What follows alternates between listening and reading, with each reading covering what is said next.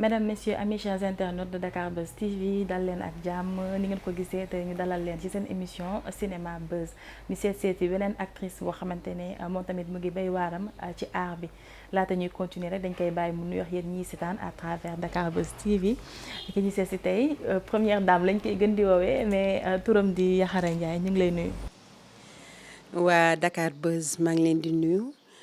Rose maa ngi lay nuyu di nuyu aussi équipe bi nga xamante ni moom nga àndal bu baax. macha allah ni ngeen ko gisee tey une grande dame laa daal di seet si rek bëggoon nañ xam déjà sa début ci art bi lan moo la motivé ba nga dugg def art. waa art bi ma ciy dugg maa ngi ci dugg en 2008 laa ci dugg mais Touba laa ci duggee ak sama benn papa boo xamante ni macha allah ñëpp xam nañ ko ci art bi muy Mame Yaxi Laalo. ma doon ko solool nag Linguère laa ko doon defal ci ay sketcham yu bari foofu.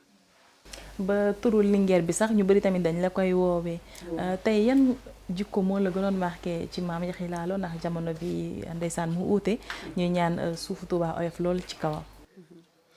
waaw dafa xam li muy def ba pare mën li muy def te moom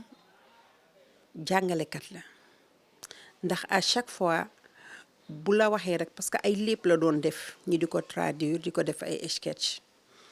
ma gis mu am solo lool am maanaa di yeete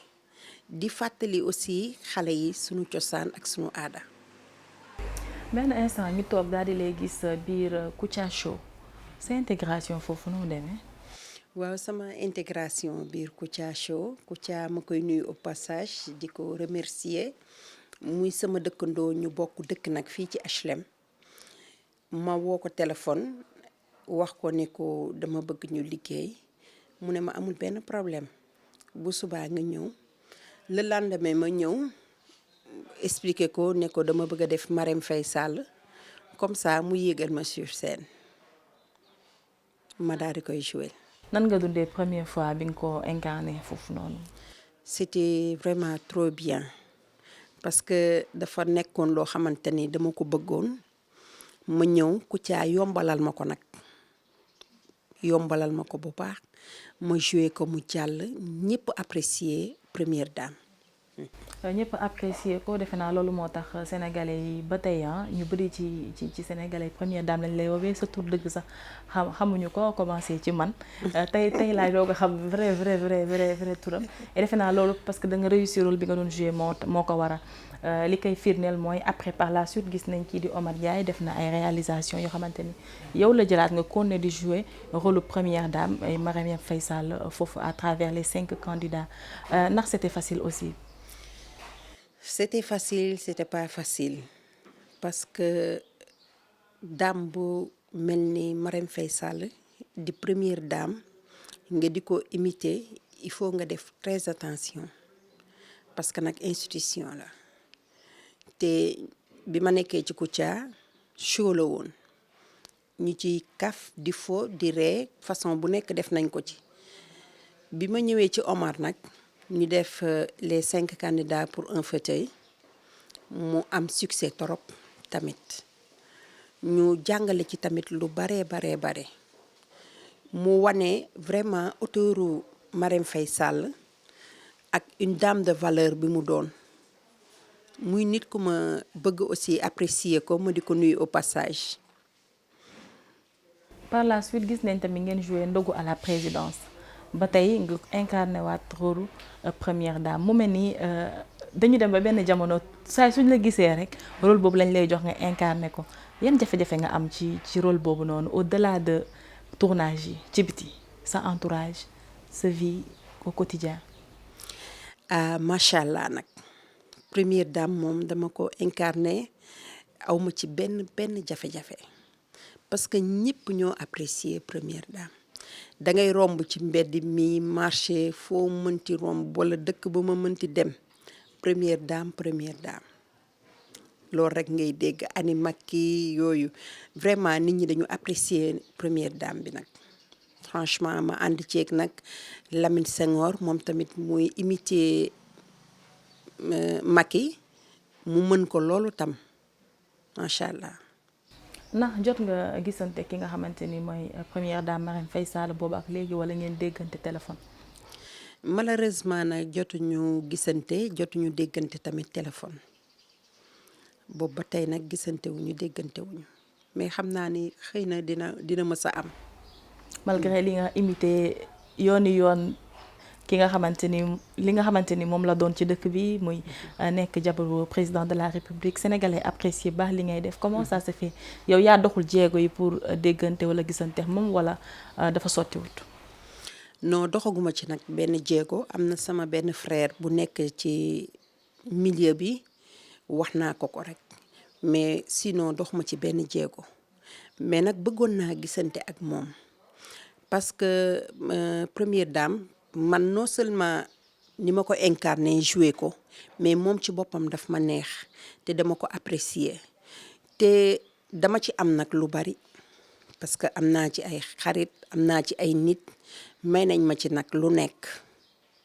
te loolu grâce à rôle bi nit ñi apprécier ko ba ci campagne yi yooyu yëpp macha allah daal vraiment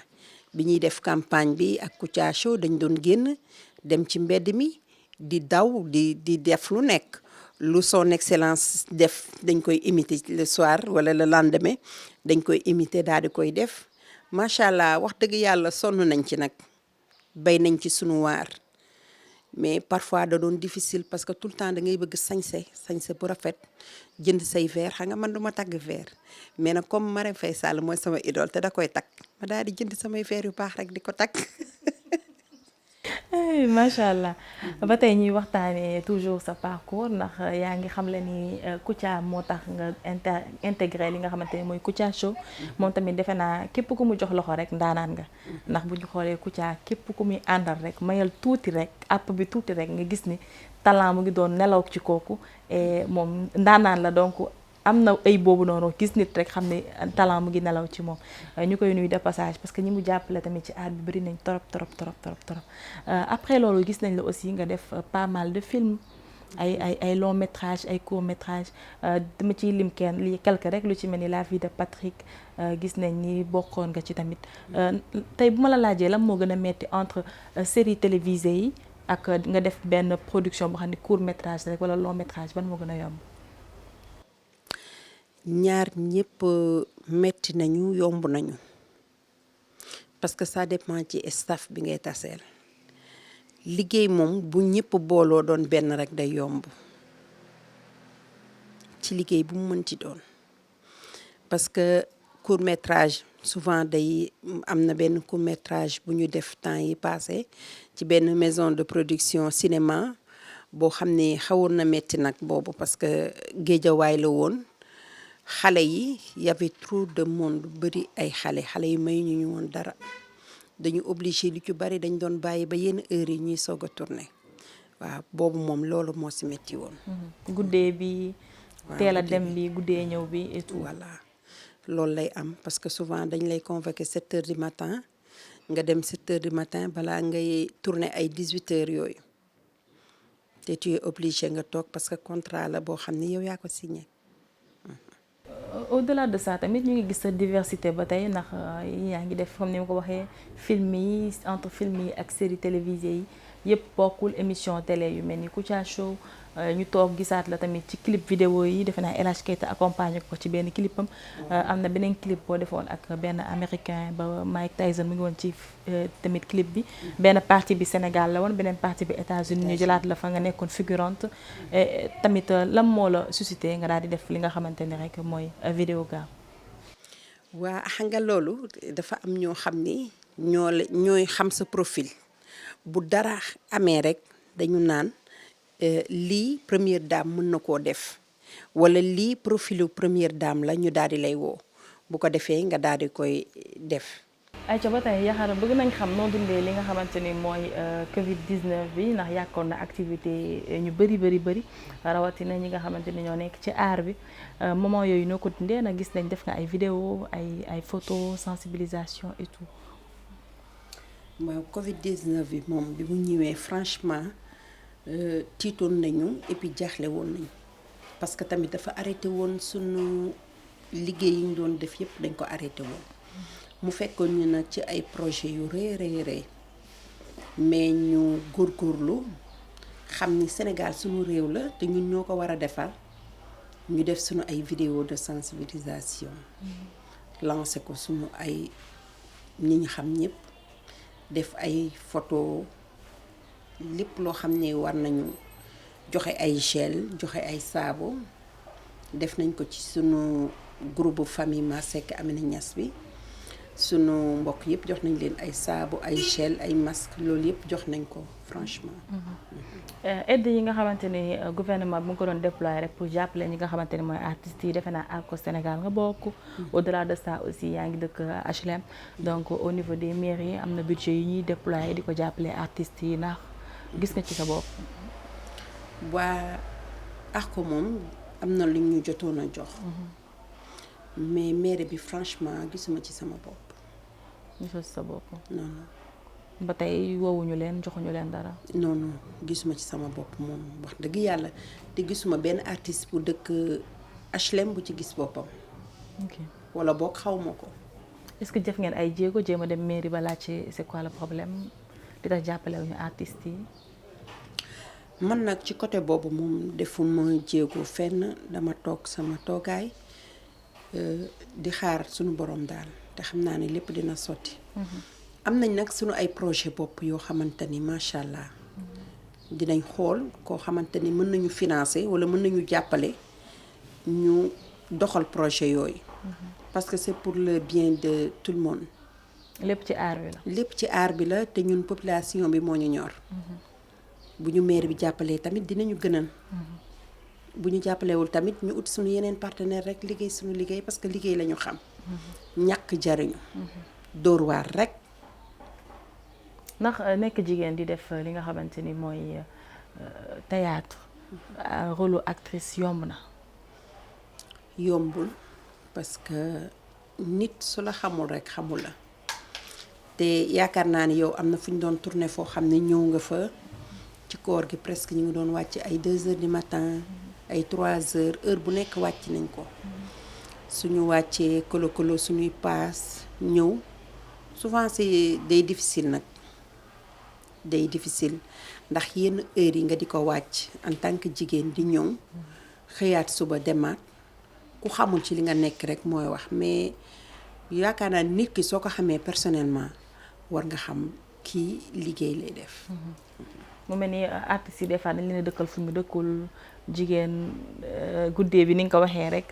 ci sur le plan général quoi. képp kuy yëngu ci aar rek ndax guddee bi des fois du ñàkk ci liggéey bi ñun ñi def ñi daal des fois dañuy guddee lool ci àll bi. mais nekk jigéen société bi mel ni Sénégal bu ñu lay gis guddi des fois ngay dugg ko génn rek ñu dëkkal la foo dëkkul mais. yàlla baax na yàlla baax na. man daal li may wax mooy yàlla baax na ñi nga dëkkal xam nañ la samay mbokk xam nañ ma wax dëgg yàlla macha allah daal sant yàlla kenn du tàgg sa bopp mais daal sant yàlla gis nga nit yow yaay jommale sa bopp yenn yi yaay rus tamit sa bopp lenn li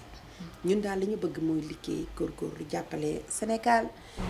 jàppale suñu bopp. waaw macha allah. ba tey ñuy waxtaanee li nga xamante ni moo tax ñu seet si la tey muy actrice bi nga doon artiste pleinement la ñuy wax sax ndax am na yeneen yooyu defaat ci suuf bu yàggul dara ñu gis la nga intégré Marodi TV ci nekk ci série bi nga xamante ni mooy Karma macha allah mu nekk série boo xam ne day cartonné aussi sénégalais yi bëgg ko lool nga nekk fa di jouer benn rôle di incarné ki nga xamante ni mooy Jeanne benn soxna soo xamante ni mu ngi nekk ak borom këram déjà li ma bëgg njëkk a laaj première dame mooy nan ko gisee jigéen bi nga xamante ni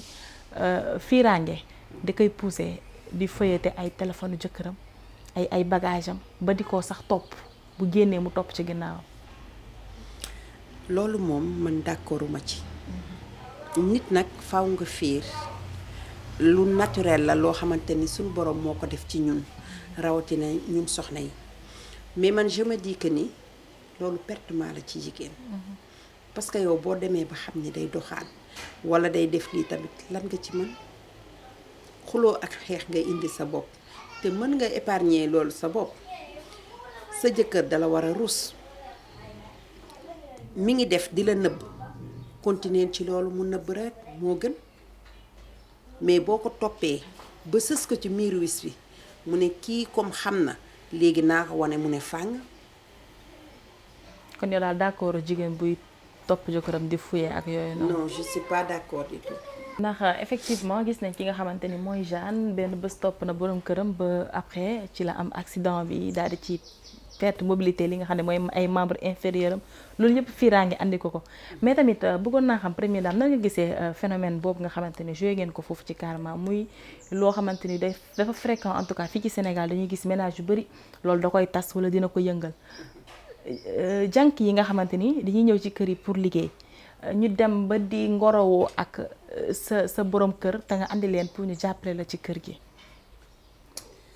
loolu moom dafa doy waar. parce que pour man yow mi nga xam ne yaa moom sa kër di fa sëy yaa war a am seetlu bu baax ci diggante sa borom kër ak sa jànk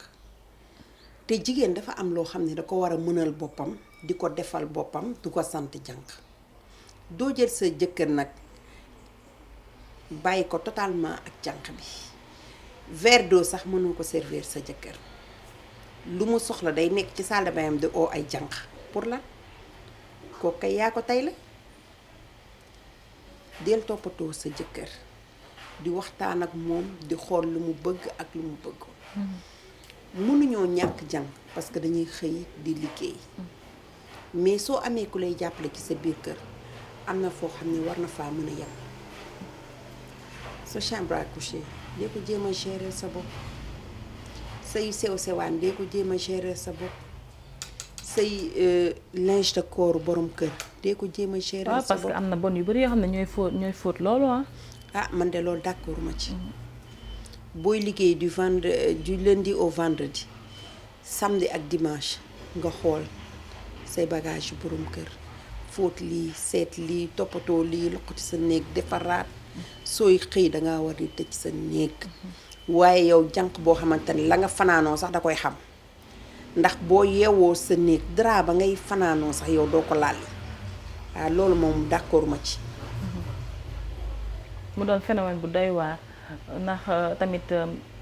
ni nga ko waxee rek toll nañ ci jamono boo xamante ni des fois on peut pas se passer des bonnes bu fekkee da ngay xëy liggéey yi monsieur xëy liggéey il faut nga ku la jàppale tuuti mais ba tey dañuy ñëwaat foofu ndax am na benn passage booy wax a ami ba mu ñëwee seet si la pour une première fois ñu présenté la ko nga ne yaayam dafa demoon ba nekk une mère dans la famille lan nga bëggoon wax foofu noonu. waaw parce que xam nga boo xëyee dem liggéey jànq bi mooy nekk ak sa njaboot c'est-à-dire que ni temps bu bari moom moo koy nekk ak sa njaboot miin bi xale yi di ko miin ak attachement bi xale yi di am ci moom mën nañ ko bañ a am ci yow parce que ñoom mooy sang xale yi moo leen di jox lekk moo leen di jox naan moo leen di toppatoo di leen seet exemple boo wàccee 18h boo egsee le temps ngay sangu changer julli il est 19h passé nga bëgg a defar sa reer xool say doom xool sa borom kër est-ce que di nga am 30 minutes pour sa doom tu l'as pas donc jànq bi lay gën a miin donc c'est une mère parce que képp koo xamante ne da ngay toppatoo xale rek tu es une mère danga koy téye comme doom bi nga sukk jur danga koy xool comme doom bi nga yor moo tax ngay mën a toppatoo xale bi moo tax nga koy mën a gérer bu jooyee nga xam xale yi dangay gis ñoo xamante ni seen doom bu feebaree sax bon bi moo leen koy wax parce que xamuñu xale bi tey yaramam tàng na walla tàng kon ñoom dañu am un rôle très important boo xamante ni dañ koy def ci biir kër yi am na solo lool ñoom tamit ñi ay jàmbaar lool et je crois que liggéey bu metti la et liggéey bu noble la aussi parce que nit ku am xol bu laabir rek moo mën toog di gérer nit ki njabootam moom fu ñu dem nag dañuy gis am nañu sikk am nañu jub am na bon yoo xam ne bu ñëwee dañ lay liggéeyal correctement dugguñu ci benn détail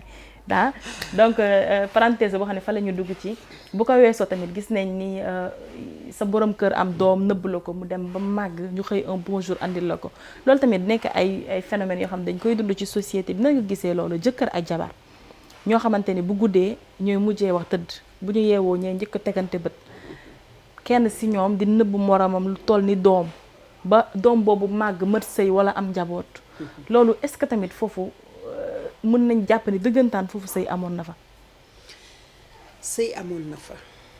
waaye dañu nekk ci société boo xamante ni nëbbante bi dafa bari nañuy waxtaan parce que sëy communication la ki nga xamante ni moom ngay nekkal guddi comme ni nga ko waxee booy tëdd moom ngay mujjee gis boo yeewoo moom ngay njëkk a gis pour man nu problème toll war ngaa am benn jour boo xamante ni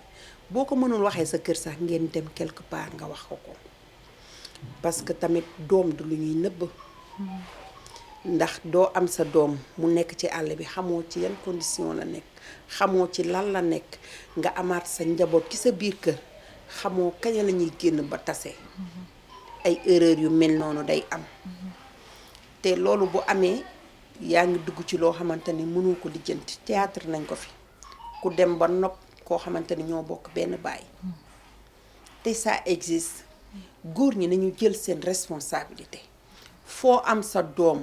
mu metti lu mu mënti doon mais indil sa doom nga ne dama am doom ndogal dal na ma ba am na koo xam ne kat tooñ naa ko bis bu wasinee dinaa jël sama doom indil la ko mu jooy ko benn fan ñaari fan même bu amee lu ko naqari tamit mais mën nga koo wax dëgg yoo xamante ni dina accepter loolu parce que nag dañuy accepter loo xamante ne bëgguñu ko mais niñ la koy waxee la walla niñ koy defee la fii dara difficile fii loo gis nañ koy waxtaane communication mooy lépp lu mënti am toogal ngeen waxtaane ko parce que jabar pour man c'est à moitié jëkkër aussi c'est pareil waroo ko nëbb dara pour man parce que lépp yéen ñaar la muy neex muy naqare su ngeen koy waxtaan di jooy walla ngeen koy xeexoo walla lu ngeen ko mënti defee il faut que ngeen waxtaane ko parce que nag la vie elle est très courte te bakken waru daal la mën nga jël sa njaboot di ko nëbb xëy yàlla ñëw kon boog ñuy ñaan yàlla may ñu fan gudd ak wér rek. ba tey Yaxara bëggoon nañ xam ban gis-gis nga am ci li nga xamante ni mooy immigration clandestine bi jamono boo xamante ni ndaw réew mi ñu ci ëpp si ñoom ñu ngi jël gaal yi di dem ci réewu tugal lépp ngir rek bëgg am vie bu meilleur nuñ koy waxee. loolu moom muy loo xam ni lu may naqarlu la parce que li des ci géej gi bari na trop. may nuyu au passage Yamar Mané parce que dafa am benn production boo xamante ni ñu ngi koy def diggante Espagne ak Sénégal ci immigration dina commencer daw sax ci benn télé de la place ñu joué ci loo xam ne wane ci ay images yoo xam ne image yu bari dañ ko wàññi muy lu metti en tant que mère muy lu metti en tant que jigéen